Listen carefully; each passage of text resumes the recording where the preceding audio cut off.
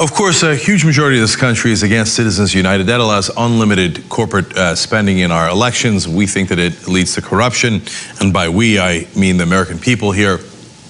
In fact, let me give you a poll right off the bat here. 81% in a Greenberg-Quinlan-Rosner poll agreed that there is, quote, too much big money spent on political campaigns and elections today, and reasonable limits should be placed on campaign contributions and spending. So, in politics, it doesn't get more of an overwhelming majority than that. 81%. Open and shut case.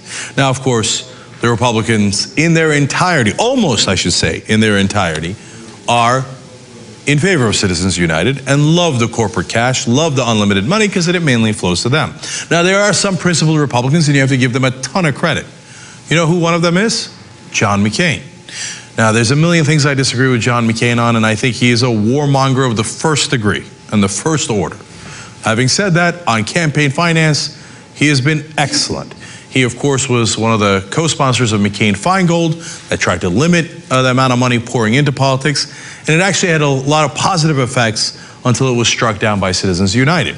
And John McCain has continued on the path for campaign finance reform, and he has unsolicited sent in a petition to the Supreme Court and filed a brief with them opposing Citizens United.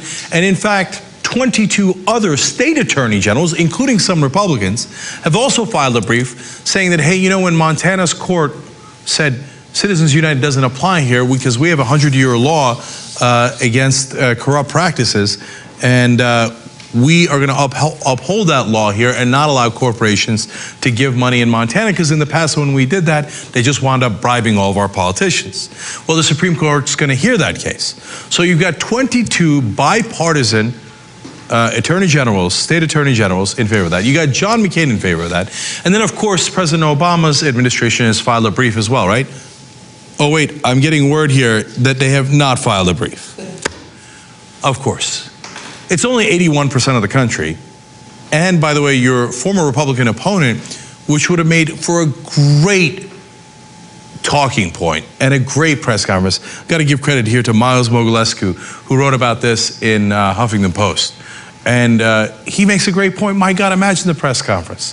The two former rivals from the 2008 campaign, flanked by 22 bipartisan state attorney generals, all coming out and saying, we agree with 81% of the country. We've got to overturn Citizens United. We've got to uphold that ruling in Montana and go even further, because the state attorney generals just talk about Montana. John McCain went further and said, no, you got to overturn Citizens United. Recently retired Justice Stevens made a great point. He said, wait a minute now, under the current rulings of the Supreme Court, foreigners are not allowed to contribute to our campaigns. But who owns the corporations? Who knows? In a lot of cases, it's foreigners. There's foreigners that are shareholders, oftentimes significant shareholders in companies, but we don't track that.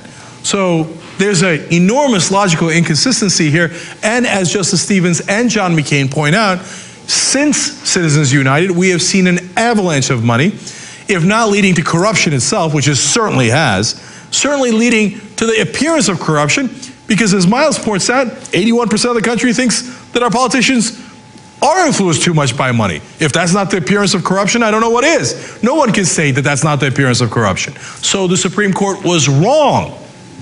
And they need to see that on a factual basis they were wrong and overturn that decision. Now, you don't need all of them to come to the light. You just need one of them. Justice Kennedy thought, no, that it will not lead to corruption or the appearance of corruption. If he is presented with evidence that it did, then perhaps he could be swayed. You know what might be helpful? The President of the United States of America. But apparently, he doesn't give a damn about this issue. Oh, he said something in the State of the Union message in 2010. Big whoop-de-doo. What have you done about it? You haven't done anything about it. Now, it's one thing to take the unlimited super PAC money yourself, which President Obama is doing. But I get it. If you say, hey, listen, I'm not going to do unilateral disarmament, that's an argument I could really get behind. I never want to do unilateral disarmament. If President Obama said, yes, I am taking unlimited super PAC money, but I will fight to make this a top priority in my election. And if I win a re-election, by God, we're going to go as hard as we possibly can with this bipartisan coalition. There's another bipartisan bill that's an amendment on this. Yarmouth Jones. Yarmouth is a Democrat from Kentucky. Jones is a Republican from North Carolina. They have joined together and said, hey, you know what? We need to make sure we get money out of politics. President Obama, are you going to do anything? And as I sit here, I blame myself for being naive enough every morning to wake up and hope that he's ever going to do the right thing or that he's progressive in any way, shape, or form. And every day when I read the day's news, I get disappointed all over again. When am I going to get it through my thick skull? President Obama is not a progressive. He's not one of us. He doesn't give a damn. He takes unlimited money and most oftentimes does the bidding of his donors. He's part of this system. He's not going to overturn the system. This system made him president of the United States of America. This system eventually, today, but then he's already enormously wealthy, but eventually will make him insanely wealthy. Why would he overturn the apple cart that got him all the things that he needs? Well, look, to John McCain's credit, he is doing that, even though he is wealthy and connected and powerful, etc. But apparently some people have some principles and others have no principles at all. Now let me take it one step further. After I read this, I felt for a second there, hey, you know what? Maybe I should have voted for John McCain. That's how bad it got. Now, I know that John McCain would have tried to continue Iraq. He would have stayed in Afghanistan for a billion years. But you know what? President Obama's going to stay in Afghanistan through his 2 terms. How much longer can he stay in Afghanistan, right? Would he have done more deportations? Not likely. John McCain actually was, in the beginning, co-sponsored a reasonable immigration reform bill. Did he switch on that? Yes. Did he become more draconian right-wing? Yes. Can you name, almost on all the issues, John McCain is wrong and right-wing, right? Could he have been more right-wing than Obama on about a third of these issues? No, you literally couldn't be more right-wing. But that's not the point. The point is campaign finance reform is the only issue that matters. Because if you don't win on that, you're going to have so-called Democratic presidents like President Obama, who aren't, I mean, the old definition of Democrat, the new definition of Democrat is loser, sellout, corrupt politician, right? You're never going to get a progressive president under if you don't do campaign finance. So if McCain was 100% wrong on everything else, and he actually did something and somehow got Citizens United overturned or pushed for a constitutional amendment or whatever it might be, then we might have been better off with McCain.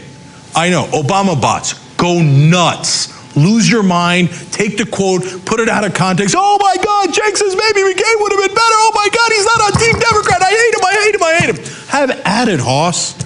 Go tell your shadow from the rooftops. Go tell your aunt and your uncle, oh my God, he's not a Democrat. Yeah, goddamn right I'm not.